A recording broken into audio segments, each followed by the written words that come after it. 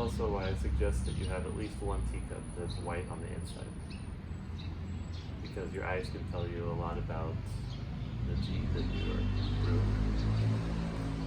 And so we like white when we're studying the tea. Okay, guy one. White teacup. Scale. Where are we? This has a few different names. You'll often see it referred to as a fairness cup. Gongping Bei. And this is when the tea is done brewing in the vessel, it needs to get out at whatever time you specify. So when the time comes, it needs a place to go to, you put it into the fairness cup. Now it can cool down. Now you can serve it to all the teacups, pour it into all the teacups, serve everybody. So you need that. Clear is kind of nice for studying tea, but it could be anything. It could be glazed or unglazed, raw clay, or glass, or silver, or whatever. It doesn't really matter too much. Most important thing is how well it pours. If it dribbles every time you try to pour it, or comes out of too small of a stream, or whatever. If you find anything that you don't like about it, it will probably be in how that it pours. You might want to try a few different fairness cups before you find one that is actually nice to use. This is called the cha pan, and I would suggest getting a small bamboo one like this to start with, because it's the cheapest kind. And the price can go up considerably once you start looking beyond plastic and bamboo as material. The bamboo one looks fine. And why do we need it? Well, we're going to make a mess with our water and our tea all over the top of this. And our mess, as we're making the tea, enjoying the tea, all the water and tea is going to drain to the bottom where it's caught. Now some cha pans have a hose coming out, and then you can put a bucket under your table that it will keep going into. This one doesn't, which I kind of like. It's more self-contained. You don't have more things to worry about bumping on your table. I really don't want to knock over a bucket under my table of dirty old tea. So I like this kind that keeps everything inside, and every time when you finish the session, you can dump the tea that's from the bottom, let the two halves dry out. We'll be ready for next time. Alright. So,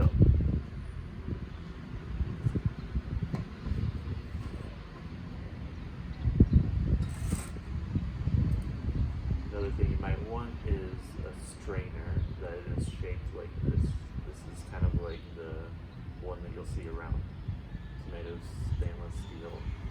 There's a stainless steel mesh screen in the bottom, and nothing special about that. There are nicer ones.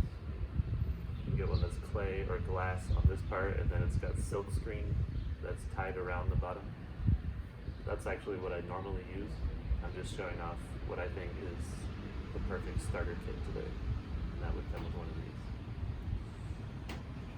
these. It is optional to use it. The place you would use it is at the top of your fairness cup. And so we've got the tea loose in the water, right? So if there's tiny bits of dust or whatever, broken leaves in your tea, some of that of varying sizes is going to come out with the tea when you're pouring it. But it won't harm anything. So if you don't use this, then you'll just have some sediment in the bottom that's little tiny broken leaves. And that will settle and it won't actually go into the teacups when you're pouring the tea out of this into the teacup. So it doesn't really matter. It's personal preference. Whether you leave that in or whether you strain it out, the tea won't be affected. So I think a lot of people have these and use them occasionally, but don't necessarily use them every time, myself included. Okay. The last things that I think are essential are coasters. I wish I had 1,000,000 of these. I need to try to find where I got them a long time ago. But this kind is made of some kind of plastic material, synthetic material, that is woven into something like hard felt. This is like the ultimate surface for me for pouring tea over. But there are 1,000,000 kinds of coasters you could get. They could be wood. You can always use mini tea towels as coasters. They look nice and are very functional. And if you are using an Yixing clay pot, you probably want this kind, which is made of loofah. I highly recommend it. Because when you use this kind of pot, you are always trying to season it with pouring tea over it, pouring hot water over it, just giving it a little bath all the time. It sounds funny, but it's fun. It will make it more beautiful. It will give it more luster. And while you're washing it and rubbing it and playing with it, this is just so soft and so accommodating of the shape of it that it's like the perfect thing. So I can send everybody a couple of these, no problem. This is what it looks like after it's been used for a long time.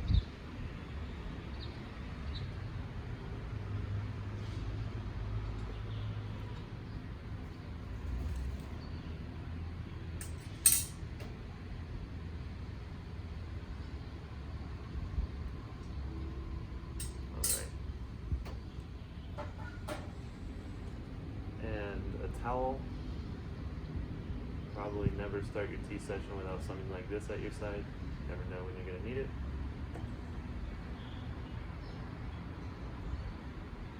There you go. Tea leaves. Let's make some tea.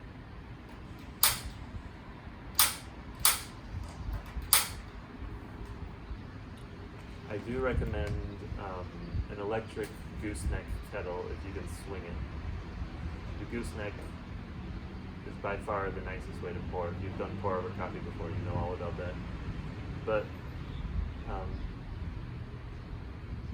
great for pouring into teapots too. Of course, boiling water is boiling water, so it doesn't really matter in the end. I'm using the regular old sit on the stovetop kettle. So when you begin, you start with your hot water. You start by filling your vessel and then using that hot water to wash everything that you're about to use. Even though it's clean already, I'm also warming it up besides washing it one last time. So this is how the session always begins, with a wash. Another nice tool that I didn't bring out to show you is a pair of bamboo tongs that's about the same length as one of these pickers. And that is for picking up the cup while it has the hot water inside of it. I'm doing this. But that water wasn't so hot, so I can pick it up with my hands. And then there are all sorts of tricks you can do while you're doing that. For example, I only brought one cup. If you have one cup that's full of the hot water, you can take a second cup and do this. I'll teach you that trick later. Okay. warmed everything up, washed everything one last time, I am ready to put tea leaves into the vessel. And usually that means 6 to 8 grams. I'm going to put it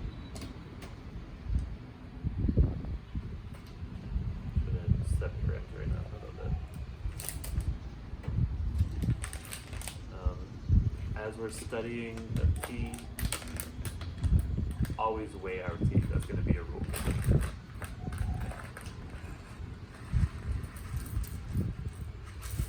We want to know how much tea we brewed, what temperature we brewed it at, and how long we brewed it, and what size vessel we used. If we write those things down, remember those things,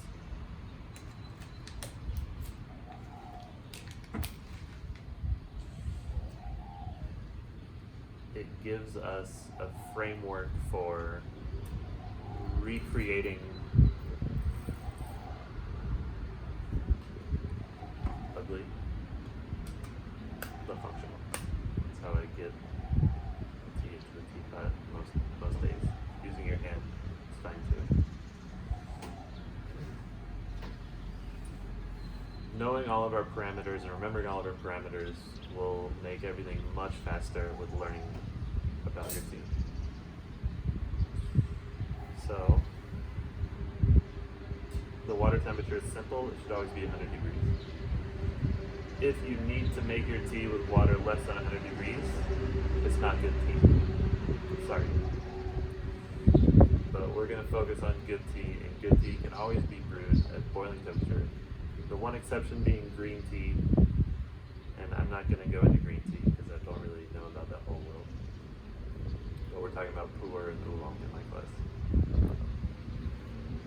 So, got my 100-degree water, got my 7 grams of tea, for the 90 milliliter guy one. Let's see what happens. The first steep in Gong Fu tea making, you'll most often hear people recommend use it to wash the tea. And I most times do not do that, but I'm doing it right now because of the kind of tea that I chose. In the end, that's what matters to me. If you're not sure about the tea, if you know it's not premium tea, definitely wash it. If you have some ridiculously amazing tea, washing it is kind of a waste because that first steep has so much stuff in it. But it is important to wash lesser teas. You never know what's on your tea, what's in your tea, what touched your tea while it was drying in the sun or in whatever stage of production. Nobody worries too much about keeping their facilities and their tea leaves clean while they're producing tea. So assume that the tea is dirty and that the first steep is for washing. So do it very quickly, less than 5 seconds in the water, as you just saw. Dump it onto your teacups or whatever, or just throw it away. Now we're ready for the real first steep. Okay, what kind of tea is this? You probably noticed that it was a rolled oolong when it was in my hand just now. It's on my scale. This particular oolong is a Taiwanese Tieguani, which you may have heard of before or seen the translated name, the Iron Goddess of Compassion. It's a roasty oolong, perfect for this cold, foggy day that I'm enjoying. Yeah, start there. It's a roasty oolong. I guess I'll just talk about this tea for now. Oolong teas are one of the 6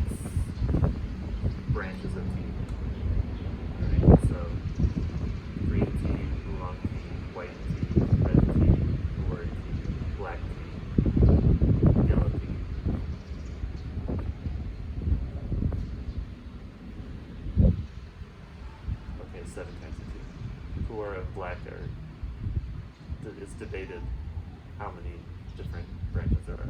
Let's say 7. Oolong is a very varied type of tea. So for example,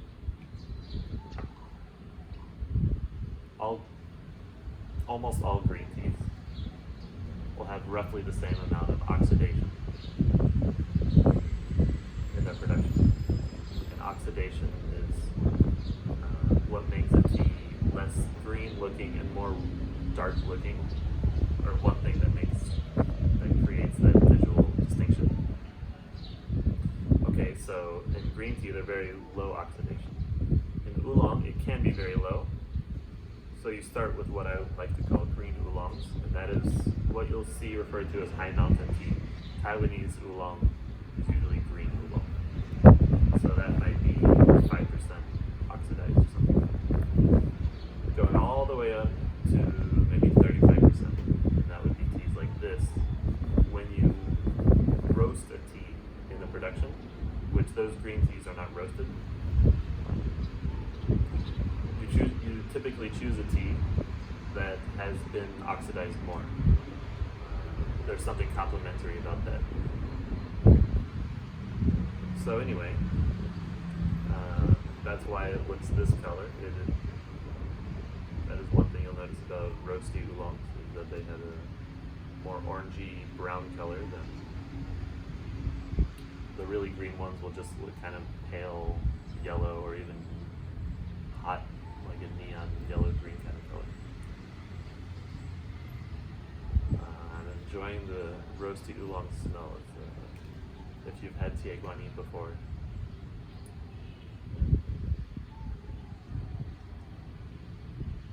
you'll know that on a cold morning like I'm experiencing now, it's really, really comforting. This is one of the comfort foods of the tea world for me, for sure. Just snuggle up in front of the roasting fire, drinking this all day. So, we've inspected a little bit. What color did this steep turn out? How long was it? That's something that I just slacked on, but as a beginner, you're going to want to check your watch. Watch how long you're brewing each steep. Maybe that was 30 or 40 seconds. This leaf to water ratio is pretty high, so whatever I'm doing would be shorter than if I had this size teapot or a bigger teapot. I'm just going to sip. I think it's cooled off a little bit. I hate drinking tea that's too hot, so one thing about this hobby is it teaches you to slow down, and never more so than when you just pour the tea out and you have to wait for it to not be hot.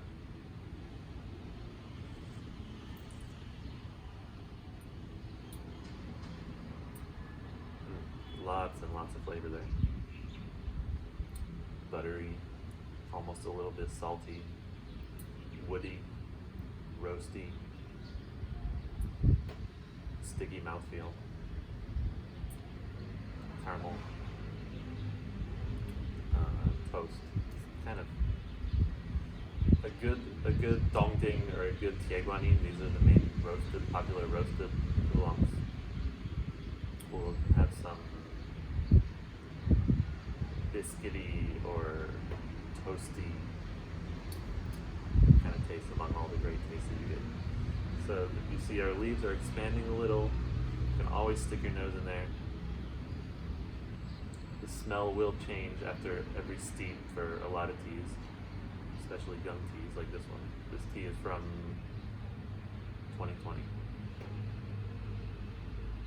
We'll talk more about kinds of teas and how long different teas should be aged to be at their best. But a tie guanyin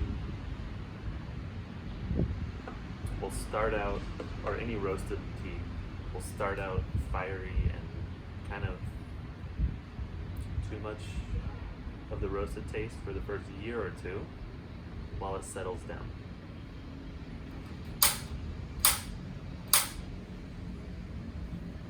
And And then at about 4 or 5 years is just like peak delicious tastes. When the fire and everything has mellowed. It's what was intended when the tea was produced. So, for example, rock tea, which is from Uyi Mountain in China, is the most famous kind of oolong, the most expensive kind of oolong, and it's another roasted one. It has to be roasted over coals, not in an electric oven like they do for most oolongs now, and it has to be done by a master, and it has to be done 3 times or 4 times or 5 times depending on when it's intended to be drunk, which is usually the longer the better. Like a 10-year-old rock tea would just be sublime. A totally different experience than if you had it right after production, or a year after production, or 2 years after production. So one of the exciting things about, sorry, let me see if my stove, let me fiddle with my stove for a second.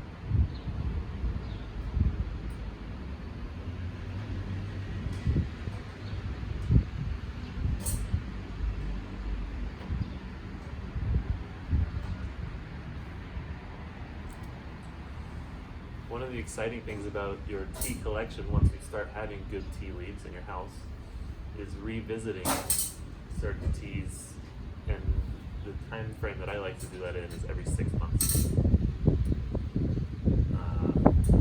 If you choose to age teas, which not everyone has the right setup to be able to do, for one thing, but if you're fortunate enough to be in a position to hold on to your teas in an environment that will be good for aging them, you will notice a big change at least every 6 months.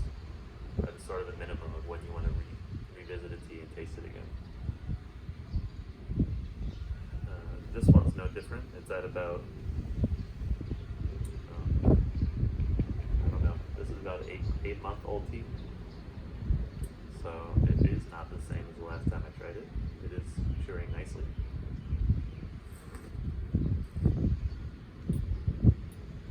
But still young.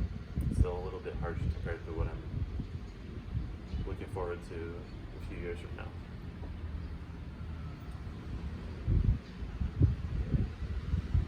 So usually the first steep, the last one I did, would be a little bit longer than the second and third steep for me, because it takes time for the leaves to first open up. So this one should be a little bit faster.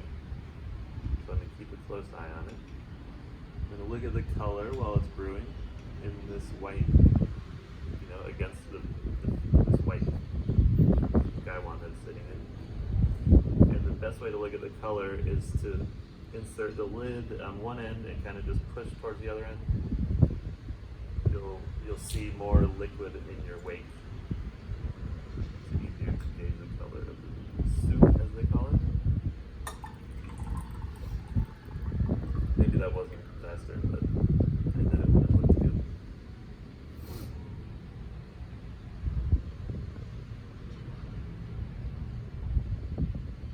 And again, check the appearance, check the smell. Wow, that is a big change from the smell after the first steep. We're definitely getting into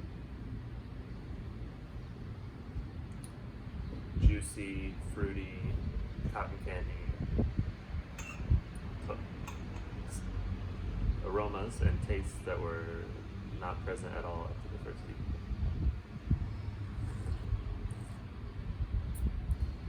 And it goes on like this.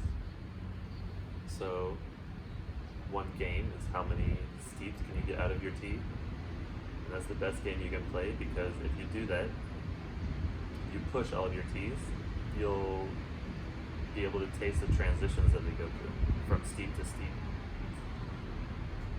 And with an oolong like this, it will be upfront with all these flavors that it's famous for, that you remember of it.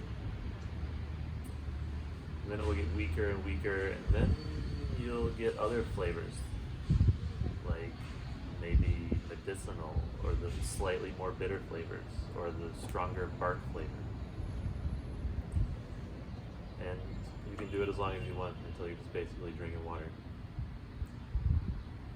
And again, it's relaxing to focus on this, and to just be in the moment with your water and your leaves. And it's fun. I don't know why, but it's really fun.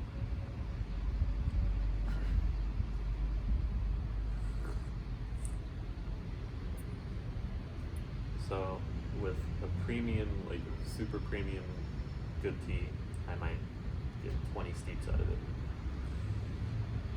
In this situation, with the strength that I like to brew and the amount of leaves I put in that little gaiwan, this would probably go for 7 steeps, 8 steeps.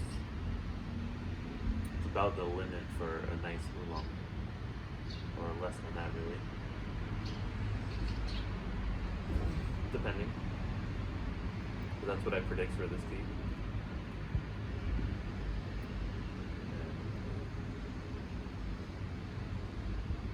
Also, you can always smell the bottom of your cup.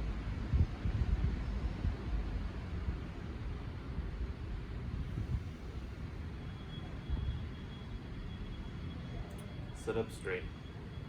Breathe through your nose. Pay attention to your body, your mouth feel, your tongue. You know how to slurp and aerate the tea as it's going over your tongue while you drink it, right? You're supposed to slurp. After you swallow,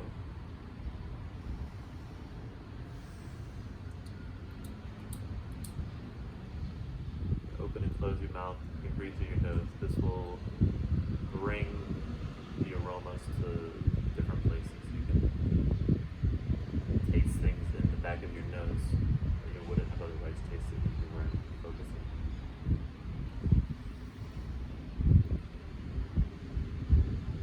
Now, mouthfeel is really a really important thing to focus on, because it tells you so much about the quality of the tea. Not necessarily sticky or thick mouthfeel is better, but just that the sensations in your mouth, in your throat, going down your esophagus, matter. And if you really focus every tea that you drink,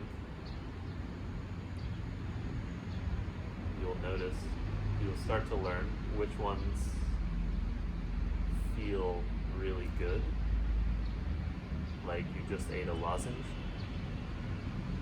really good all the way down to your stomach almost, and which ones are not so good. Does it feel dry here? Does it feel clenched here? Scratchy? Does your mouth feel prickly? These are not good things, typically. Very bad things, in fact. As you get more experience and get more in tune with your body to the teas, you'll notice these are certain ways of your body telling you this tea was made with chemical fertilizers. This tea had pesticide sprayed on it. This tea is from a small leaf terrace tea plantation varietal. And unfortunately, this tea does qualify as a few of those things. It's not giving me that super comfortable feeling in my throat like I know some of my favorite teas will do. But it does taste nice and it does smell very nice. So, putting myself in beginner's shoes, drinking a beginner's tea today.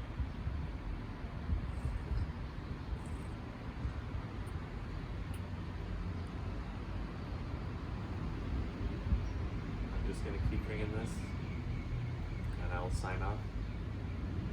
But welcome again. Feel free to ask me any questions about anything that I just rambled about. And I will collect your addresses and start mailing you tea samples so we can do this together next time.